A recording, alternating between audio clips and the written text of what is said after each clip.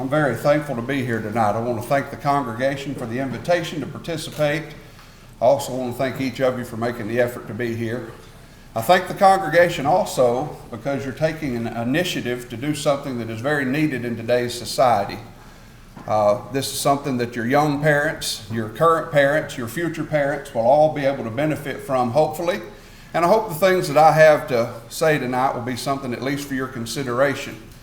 One of the things that often bothers me whenever I speak on raising children or anything to deal with parenting is that many times people get the idea that you think you have something they never knew or that you think you know something they don't. I want to tell you, I'm not a perfect parent. Matter of fact, don't use me as a model for a parent. Unless you want your 2-year-old to have trigger and muzzle control, then don't use me as an example.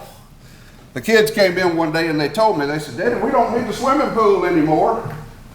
Why is that? I thought they'd been playing in the hose. They were soaking wet. They drug my burn barrel around to the front of the yard and they're jumping in it by standing on the rim. And I thought, man, they're going to knock their teeth out. Let me go get a camera and take a picture before I tell them to stop. Picture on the top of this frame is my then 2-year-old, maybe 3-year-old son, who put his water wings on while me and his mom were at the campsite where we were at, swam out and jumped off the high dive with water wings on. I didn't really think about it snapping shoulders out of place. I guess it could have. I thought, man, that's cool. Let me go get a camera.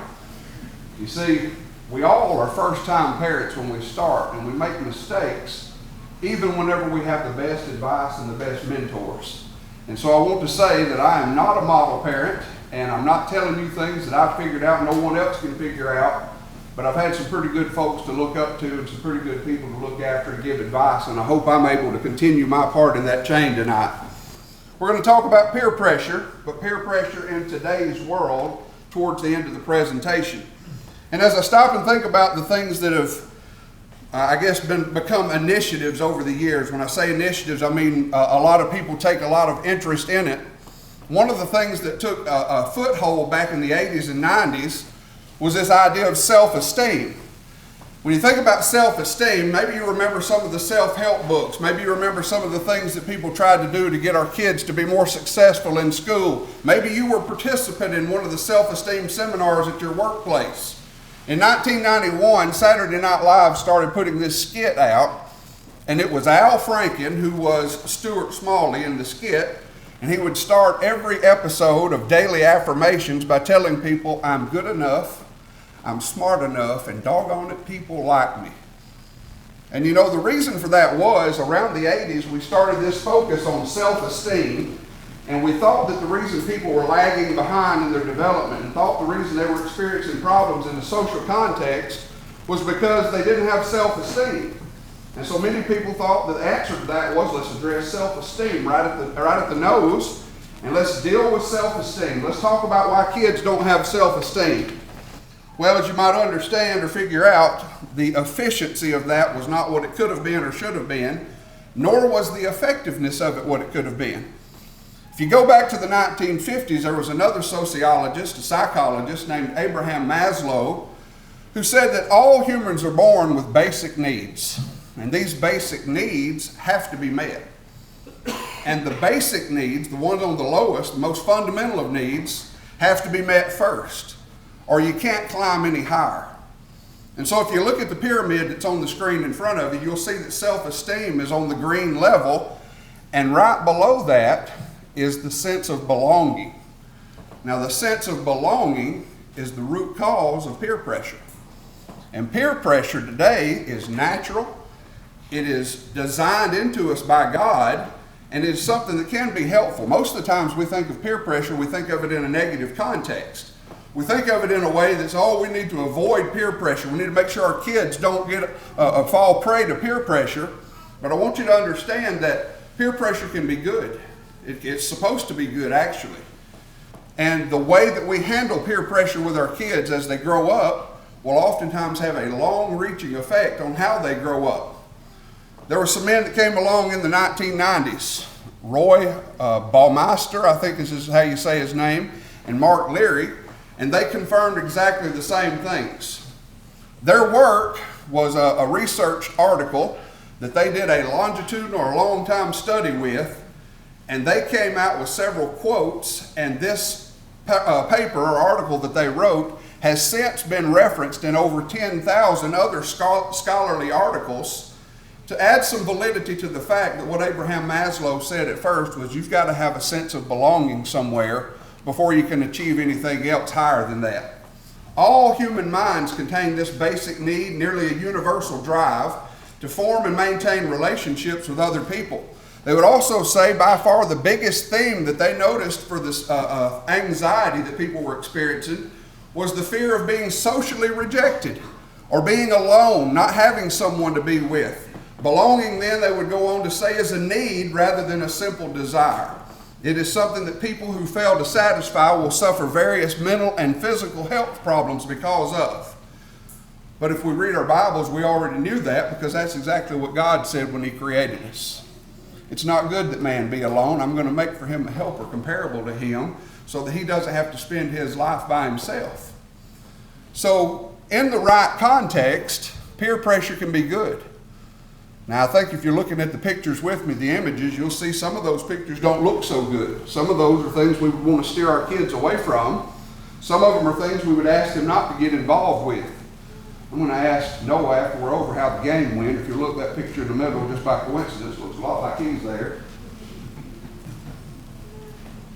The reason people get involved in these things, whether it be sports, athletics, whether it be gangs, whether it be getting into some other group, I don't even know what the kids call this now on the bottom left, or whether it just be a normal set of friends, what we would call normal, they all cluster into these groups for the same basic reason, and that is they're looking for people with whom they can be accepted and with whom can show them love and belonging in those groups.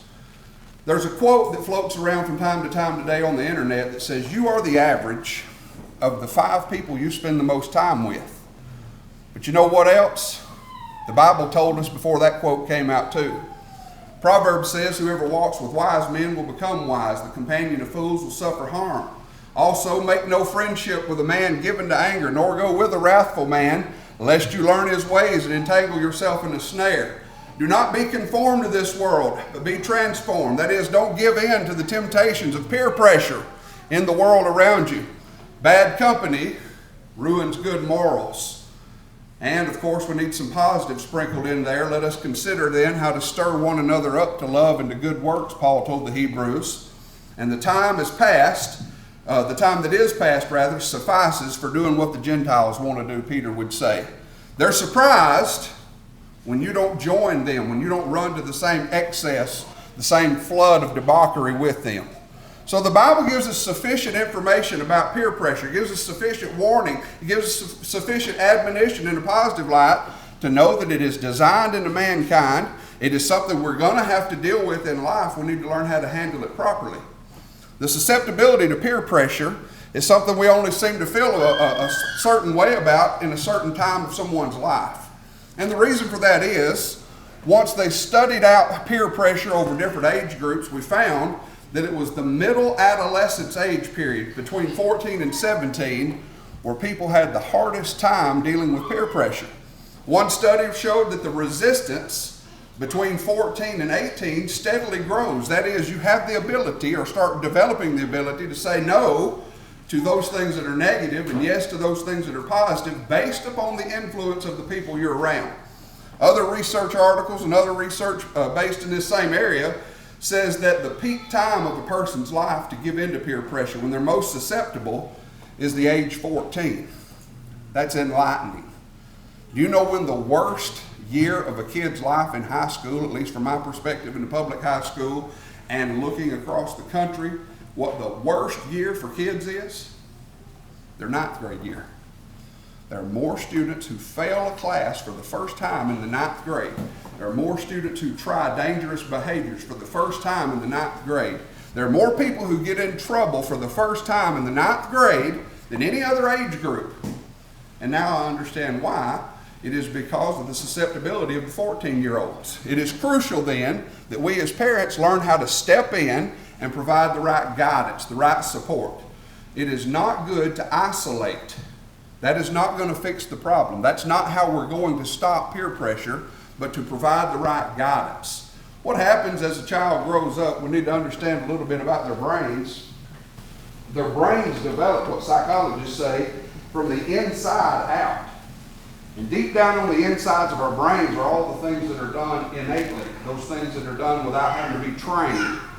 And then as we go a little further in life, this frontal part, prefrontal cortex specifically, starts to develop the ability to rationally think. And so they say the brain develops from the inside out and from the back to the front, which explains some of these behaviors. I want you to look at the graph for just a moment. It's just a graph of what I just had on the slide before. Overall, people develop a resistance to peer pressure as time goes along. That's natural. But there's two things I want you to look at, and that's where they dip, where their susceptibility comes in, where they begin to drop a little. One, as we already said, is at 14 years old, coincides with the 9th grade year for most people. Notice where the other one is, somewhere between 21 and 22. Now in America, you know what happens at 21? You're legally able to purchase alcohol, and alcohol lowers inhibition.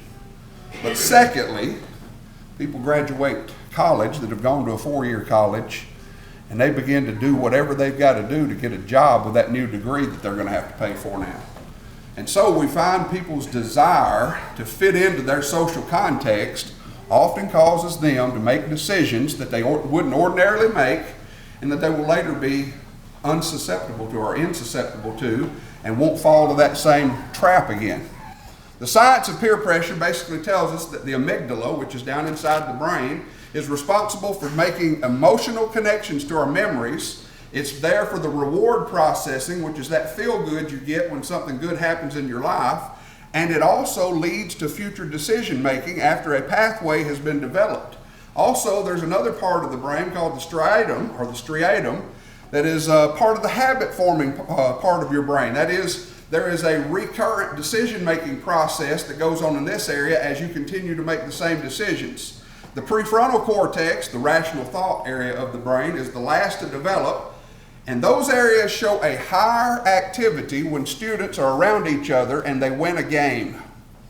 Now you might extrapolate that to say whenever they do something that causes them to feel like they are a winner in front of their peers. It shows more activity when they're around people. There's also this other little chemical called dopamine, which is a neurotransmitter, which acts like a brain pavement. So once you've made a decision and gotten the reward from that, dopamine is secreted, and it almost solidifies a neural pathway for that to happen again. And so as your brain gets more and more used to the rewards that it gets from making certain decisions, some may be good, some may be bad, it forms a pathway that is very easy to return to get that same feeling of euphoria or that same feeling of satisfaction for making that decision. It's no surprise that teens then have a heightened sensitivity to social situations. You don't believe that? Drop your middle school girls off for the first time. I used to stand in the hall at the middle school when my girls were in the 6th and 7th grade. It's snack time, and I'd take a dollar bill out of my pocket and I'd say, "Girls, it's snack time. Come get your dollar from Dad." Oh, they'd run to the first room whether they had a class with them or not. Super sensitive to social situations. It's quite kind of fun. Nathan, on the other hand, runs and snatches it out of my hand, goes gets him something.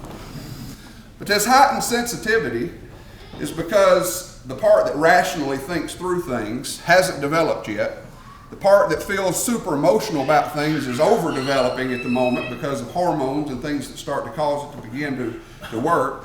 And we need to understand that as parents, our job is to control, to what degree we can, the environment and identity our children have. These play significant roles in processing the stimuli. You probably all heard someone, maybe your own child, come home from school or come home from somewhere and say, "Everybody hates me there." We logically know everyone doesn't hate you there, but that's what they think. And it is real to the person who feels that way. Everybody thinks I'm so dumb. I can't believe I dropped my cup in front of everyone. I feel so dumb and everyone saw it. That's just the way their brain works. The sensitive, emotional part of their brain develops before the part that tells them nobody really cares what was in the cup and that you dropped it. And even if it dropped it on yourself, no one cares about that. But it takes nearly to the 30-year age mark before that part of their brain is fully developed. And so what happens is when they get around their friends, they start to demonstrate some risky behaviors. Peer influence often challenges this risk versus reward. That is the prefrontal cortex versus the amygdala and the dopamine pathways that have been built. And it challenges that to which decision you need to make. Do you want this quick satisfaction reward? Then do this. That's the reward side. Or do you think about what's going to happen when you get caught? Or when it doesn't go the way that you want it to? Nathan, the other day, we went up to the Hiwassee River, just a little further east from here. And he jumps off the bridge. He's been wanting to jump off the bridge since he was just little and saw his daddy do it. He jumps off the bridge and does a backflip, full layout, and sticks it like an athlete. I don't know where he got his athleticism. I just know where he didn't get athleticism. That was for me. And when he comes up out of the water, there's a group of people at a house across the river who stand up on the porch and cheer. He looks over. I said, "You've drawn a crowd." It's just like hooking fish. He's back up on the top, and after a few jumps, he says, "I'm going to do a double." Suit yourself, bud. And he lands horizontal. He comes swimming to the bank, out of air. Let's go. We got in the truck, and after he got his breath, I was able to explain this in a little simpler terms. I said, "Son, there's a fine line between bravery and stupidity. And you usually don't know where that line's at until after the fact. And you just found it. Because the risk versus reward never registers in the teenage mind. And if you're kind of off in the head like I am a little bit, you think it's funny whenever you watch a 13-year-old bust it coming off a 25-foot bridge.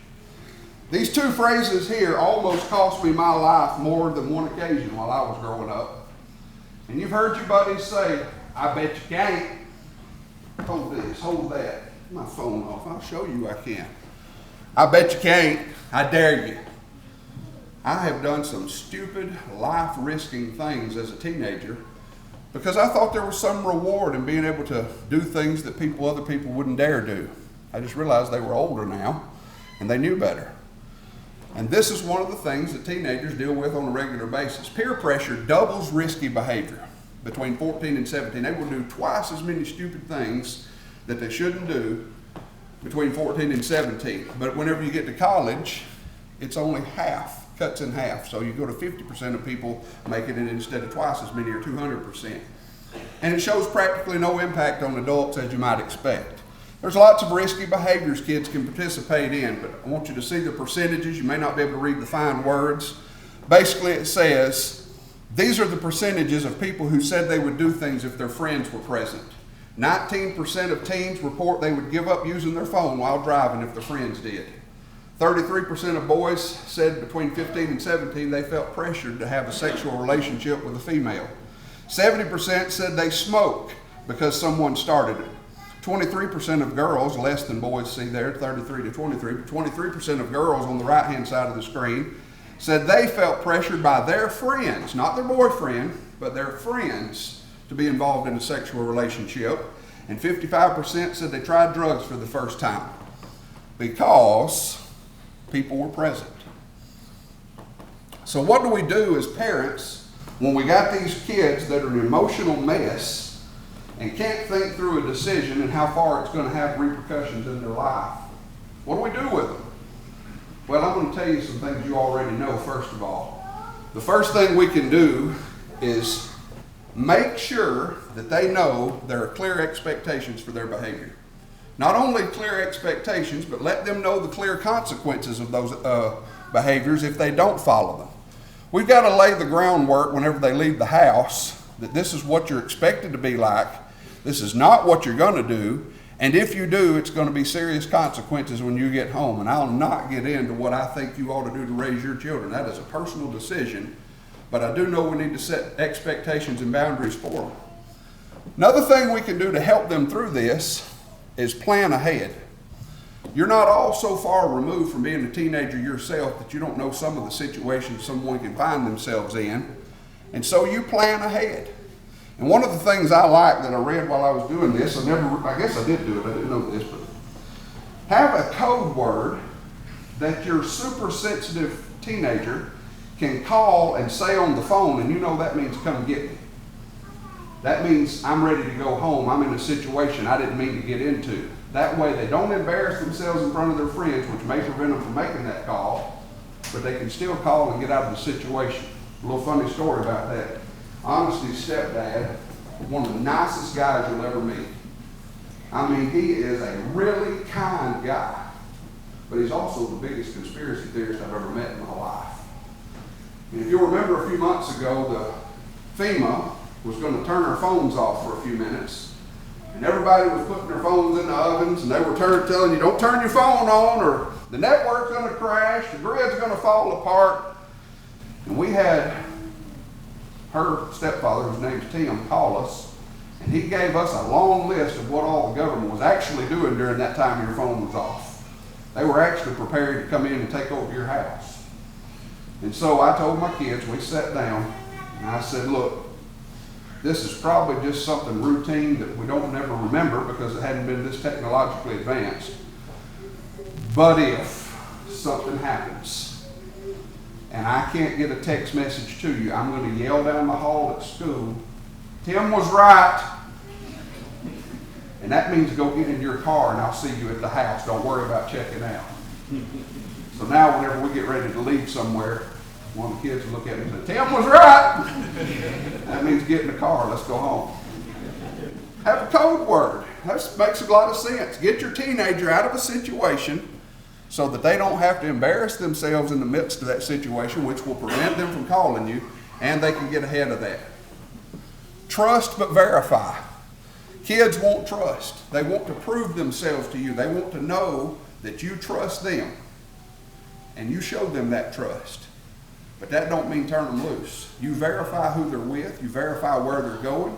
You follow them whenever they go on Life 360 if you do what we do with our kids that are now driving. And you set the example. You don't want your kids on their phone all night, then you don't tell them over your screen while you're talking on your phone. If you want them to learn how to handle themselves in conflict, you set the example. If you want them to learn to communicate and be open and honest with you and come home and tell you where they've been and what went on there, then set the example for that. Too many times I think, and we forget in the back of our minds, these kids are learning how to live. They're learning what life is all about. And we've already been through what they've been through and think that, well, they'll figure it out on their own.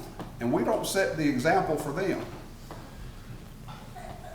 Create opportunities for your kids to be around the influences you want them around. I can't stress this enough. My wife and I have spent a lot of money since our kids were little traveling to meetings just like the one you see on the screen for one purpose and one purpose only, and that is so our kids will know there are other peers who have the same values we have as Christians, and they need to form relationships with them. We don't go on vacations to the beach as much as a lot of other people do. We don't take long vacations to places that are expensive. Why? Because all through the year we're saving our money to come and enjoy being around other Christians. You don't have to do what I do. I'm just telling you something that I placed a high value on when my kids were little. And I feel, at least from my perspective, I've seen dividends paid already. My kids have more friends in the Church of Christ than I ever had growing up. And it's not because I was hard to get along with or anything. It was from a purely an exposure standpoint. And that's what me and Honesty talked about whenever we decided we're going to go to gospel meetings. We're going to go to big meetings, and we're going to go to the meetings around our place at home, including this one, and get our kids out in the church and let them meet people. It's imperative that you do that if you want them to have the right influences in their life. What can I do as a parent now? I'm a parent. I need to figure some things out I've not been doing. You get to know who their friends are, and you do that best at your house, not theirs.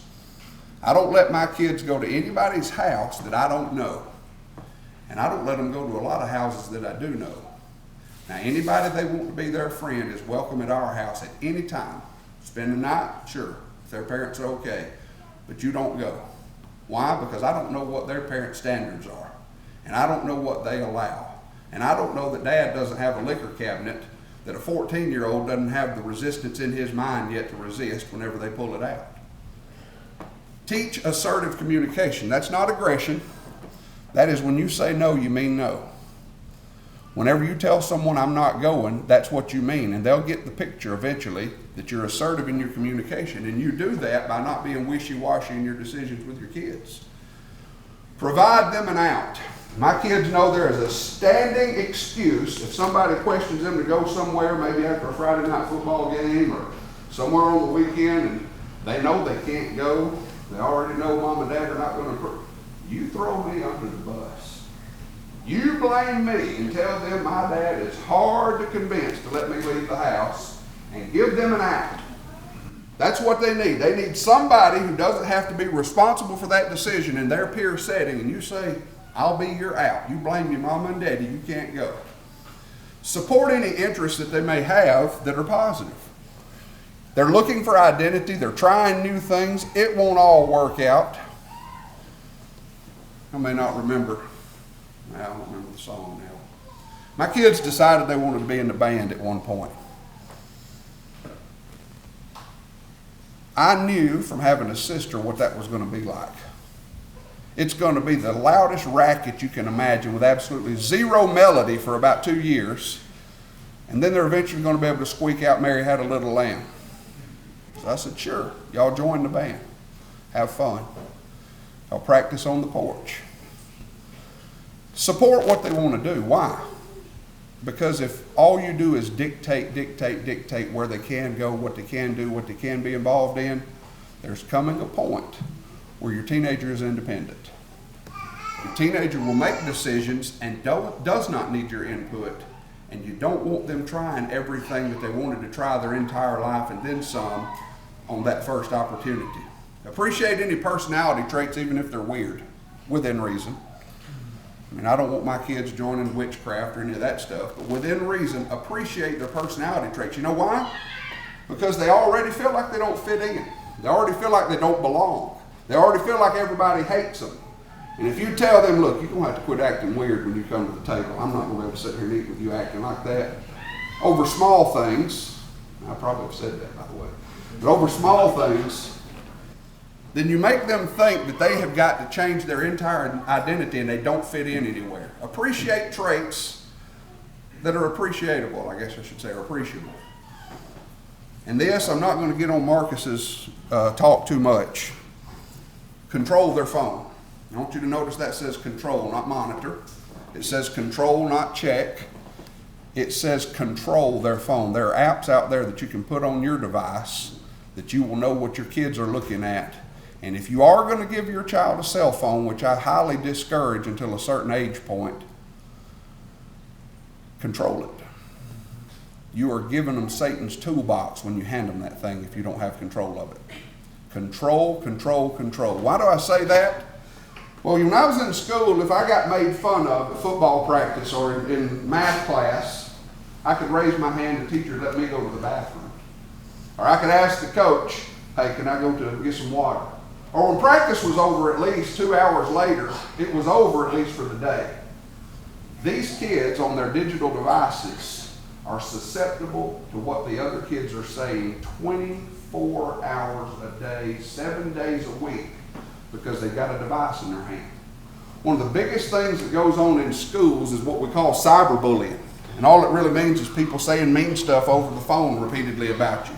You would not believe how much trouble that brings. Now there's occasionally some peer pressure where people say things like go kill yourself, and occasionally some people have tried it because someone told them to, but that's not really the norm. The norm is everybody's doing it, I've got to try it too. Fear of missing out, FOMO. Kids think they are missing the world if they're not participating in what everyone else is doing. You've seen social media challenges. I didn't even know there was such a thing. Somebody reminded me I participated in that ice bucket challenge one time, so I guess I did. They came and told me one time at a football game at home after halftime. I said, hey, the bathroom is a mess. I said, yeah, these visitors, I said, they ain't visitors, kids. And I go down only to find out through the course of the investigation there was a TikTok challenge. Your kids will tell you what that is if you don't know. Called Devious Licks, where your job was to vandalize the school bathroom. Whatever you could do to it, just tear the paper towel holder off the wall, handles off the toilet and the urinals, flush toilet paper rolls until everything backed up, devious licks. Why? Fear of missing out. Kids had to be involved. There's a blackout challenge out there, I was told. Kids hold their breath until they pass out. Some die from it. Why? Fear of missing out. There's all sorts of things going on. Why do people eat Tide Pods? There's all sorts of things people find out on those phones. And if you don't control them, your kids will figure them out and they'll try them. And you may not know about it until the autopsy report comes back. That's the hard part. So know what your kids are looking at, and if you can't figure it out, then take the phone away from them. That's my recommendation. Kids who get on social media say that whenever they like, share, or comment on a post, it triggers that dopamine we were talking about. And you adults have experienced it too, because you post something really funny or something you want everybody to see, and you go back and look 30 times in the next hour to see how many people liked it. You know why? Dopamine pathways solidify that reinforcement, that reward that people love looking to see that other people agree with. And they have determined now that that's been going on long enough that kids put a higher feedback relevance, that is, the more people respond to them or the less people respond to them, it causes kids to experience mental symptoms. It also correlates to lower self-esteem. Let's say you put something really funny out there and people don't laugh at it, people don't like it. Now what do you feel about yourself? Well, if your prefrontal cortex is developed, it doesn't bother you. But if everything is driven by the amygdala and dopamine, you think the entire world hates you, and your self-esteem drops because of it. Why? Because you were made to belong. But you got to belong in the right places in order for that to be effective. Personal interaction replacement is what social media is. So wrapping this thing up, let me just make a few points. Peer pressure is certainly expected and it's certainly normal, and it's not something you're going to stop. But teen rebellion, what we call teen rebellion, has been shown to be connected to not being connected at home, to not having open lines of communication, to not feeling like people are listening to what you say. And so teen rebellion has been connected to not being connected with your parents. Teen brains cannot fully process rationally, and they are super emotional. If you don't believe me, get you a 12-year-old girl. I raised 2 of them, and we are so tickled that phase is over. Guide their social experiences and the environments in which they take place so that you mitigate any harmful peer pressure, and communicate so that your children will ask you the questions they need to ask you to get through life. 14 to 17 is the tricky age, but it doesn't stop. And us adults are susceptible to peer pressure too. It's just a lot easier to say no as we get older. If you want to see more sermons like the one you just watched, then click on the subscribe button below and you'll be alerted when a new video is uploaded.